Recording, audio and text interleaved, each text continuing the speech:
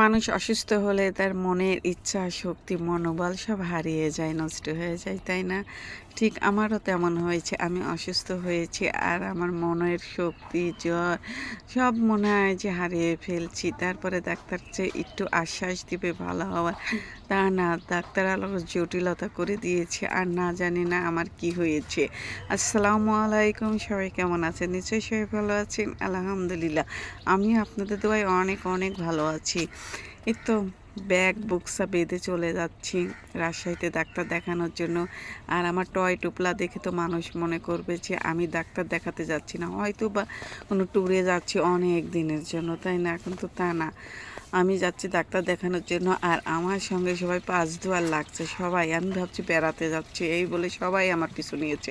কি করব, সবাইকে সাথে নিয়েই চলে যাচ্ছি রাজশাহীতে। আর কিছুদিন থাকতেও হবে রাজশাহীতে।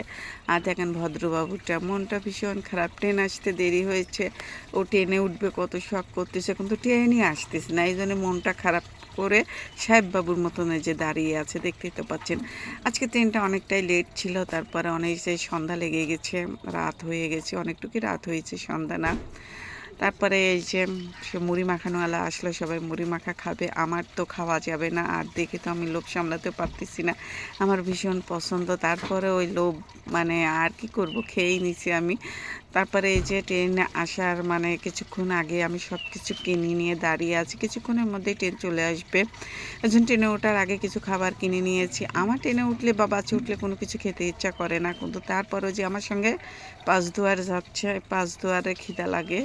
তাদের ট্রেনে উঠলে তাদের খিদা লাগে বা বাসে উঠলে তাদের প্রচুর খিদা লাগে, তাদের জন্য কিছু খাবার কিনে নিয়েছি। আর এই যে আমার নানা ভাই যতক্ষণ মানে খাবার আছে ততক্ষণ নানা ভাই চুপচাপ বসে আছে। আর যখনই খাবার ফুরিয়ে যাবে না, তখনই তার অত্যাচার শুরু হয়ে যাবে।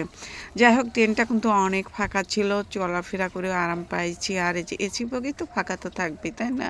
এসি বগিতে বেশি ভিড় হয় না। তারপর কথা বলতে বলতে কিন্তু এই যে চলে আসছি স্টেশন থেকে নেমে। এই যে ফল কিনে নিচ্ছি, মেহমান বাড়ি যাব আর ফল নেবো না, তাই না? আমি ডাক্তার দেখাতে আসলে আমি খালার বাড়িতে উঠি, আর এখানে যে কয়দিন থাকার দরকার থাকি। আর আমার খালু ডায়াবেটিস, এই জন্য মিষ্টি নিয়ে নিই।